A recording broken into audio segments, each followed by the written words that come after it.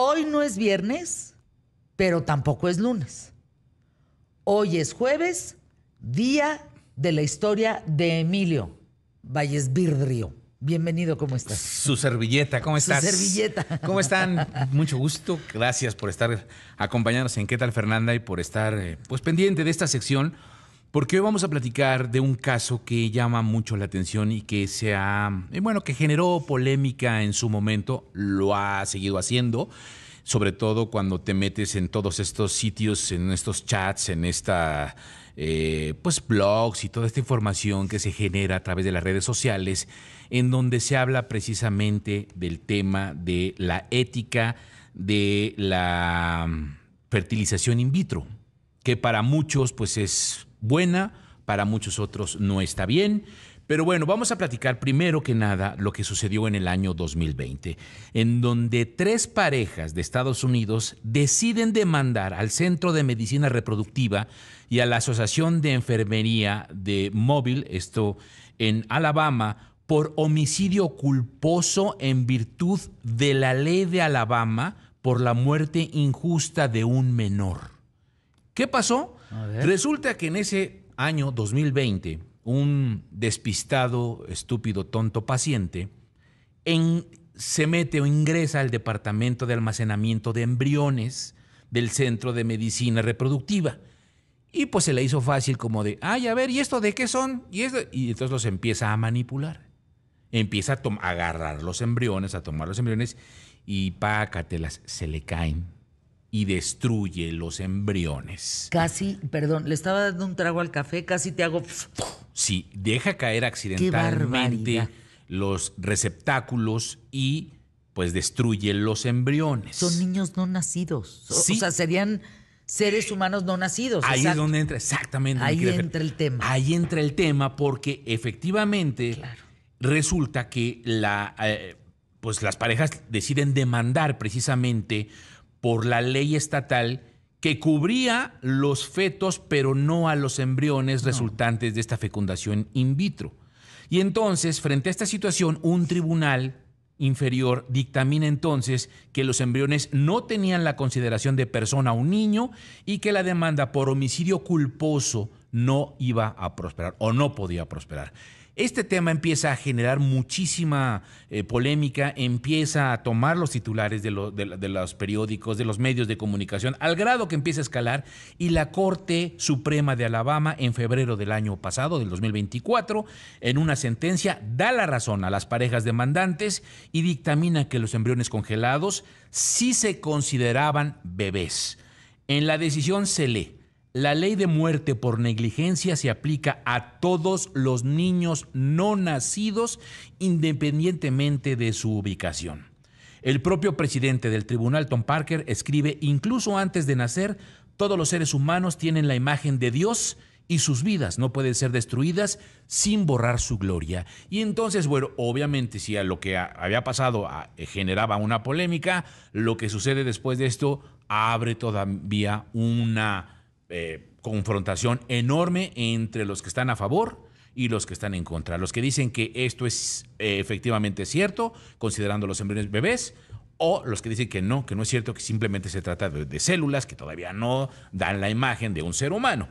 Pero el tema es que esta decisión... Es bastante discutible, ¿eh? Bastante discutible y bastante... Ahí entran temas como la religión, la ética, la moral, los valores, los principios.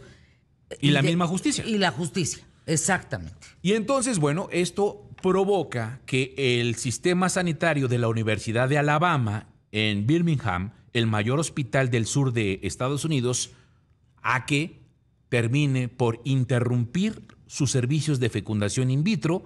¿Por qué?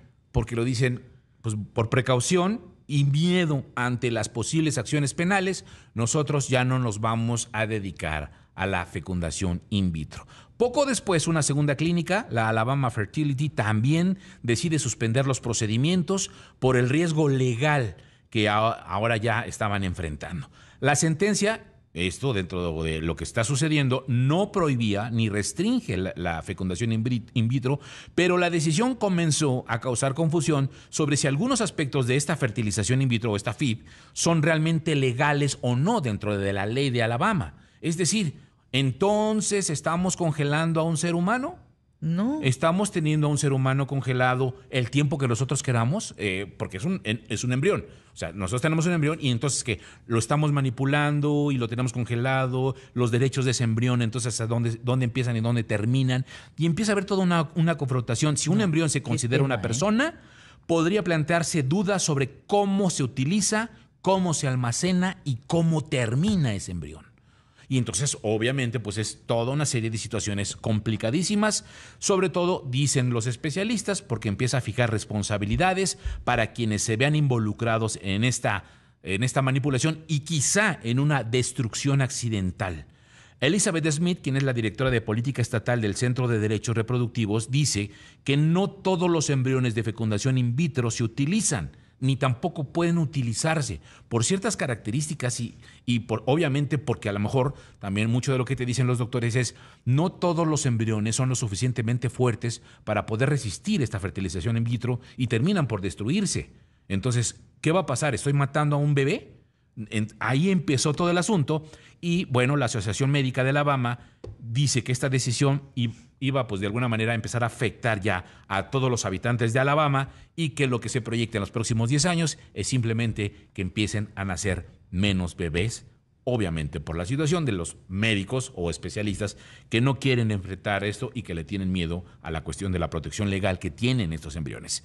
Y hay que recordar algo importante, en el año 2022 la Corte Suprema de los Estados Unidos anula el derecho a la interrupción del embarazo en todo el país, que fue uno de los primeros situaciones que empezó a abrir todo este camino. Esta situación pues abrió la puerta a que los estados promulgaran sus propias leyes al respecto. Y entonces también hay una división muy importante. Los estados republicanos y los estados demócratas, porque en los republicanos se prohíbe la interrupción del embarazo. En los republicanos se fijan ciertas leyes y ciertos condicionamientos que han generado que muchas personas que viven en los estados republicanos se vayan a los estados demócratas para poder interrumpir un embarazo o hacer un aborto. Y mientras todo esto sucede, obviamente los especialistas dicen esto está corriendo más en una era Trump en donde los estados republicanos quizá eran tal vez no mayoría, pero sí estaban equilibrados, pero que hoy han ido creciendo estos estados republicanos o se han ido sumando.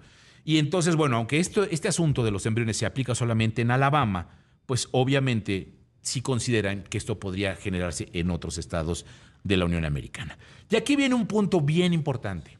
¿Qué hubiera pasado o qué pasa? Porque hay algo que también se ha generado. Muchos de los conservadores dicen que la fertilización in vitro está en contra de la voluntad de Dios y que no debería existir ni siquiera la fertilización in vitro. Entonces, vayamos a un caso particular que sucedió en el estado de Ohio, otro estado republicano y altamente conservador, en donde precisamente se prohíbe el embarazo y donde se está analizando el tema de los embriones. En 1994, Linda Arkert congeló 4 embriones de fertilización in vitro. Uno se convirtió en su hija, que ahora tiene 30 años. Los otros 3 se quedaron almacenados y ahí los dejó. Pasaron varios años y Linda se separa de su esposo, pero se queda con los 3 embriones y entonces dice, yo ahí los tengo, que además paga una buena cantidad mensual por tenerlos guardados. Y de repente conoce a una institución católica, cristiana, que le dice que puede almacenar los embriones y que los puede pues, proporcionar a una pareja que tenga dificultades para embarazarse, a una pareja infértil o que tenga una situación. Y entonces sí, no. ella dice, ok, sí, pero bajo ciertas condiciones. Una de las condiciones es que el programa al que recurrió Linda permite a los donantes elegir la pareja, lo que significa que pueden especificar preferencias religiosas, raciales y la nacionalidad. Y lo primero que dice ella es, sí, pero que no se vaya de Estados Unidos. O sea, se quedan aquí en Estados Unidos. Lo segundo es que tiene que ser una pareja blanca. Y lo tercero es que tiene que ser una pareja cristiana. Entonces, bueno, al final de cuentas, Lindsay y Tim, de 35 y 34 años, deciden adoptar el embrión de Linda, de 62 años ya. Tadeusz Daniel Pierce ha sido bautizado por la prensa como el bebé más viejo del mundo, porque es un bebé que nace 30 años después de un embrión. ¡Ah, caray! O sea, ella deja el embrión en 1994. ¡Ah, caray! Eso no lo había... 30 años después, el embrión es utilizado para poder dar vida a Tadeusz Daniel Pierce. Que está perfecto. Que está perfecto, que nació apenas el año pasado Guau. y que rompe, digamos, el récord mundial de unos gemelos que nacieron en el 2022 a partir de embriones congelados en 1992. Es decir, que ella... O sea, el anterior era de ¿cuántos años? era de Sí, ponle tú 20 años. 30 años 30 después es el bebé más viejo del Más mundo. viejo del mundo. ¿Por qué? Por eso. Porque conservaron un embrión durante 30 años. Y entonces ahí entró la pregunta, ok, ¿puedes conservar o guardar a un bebé por 30 años si lo estás considerando un bebé? 30 años después. Híjole. Esa es la polémica.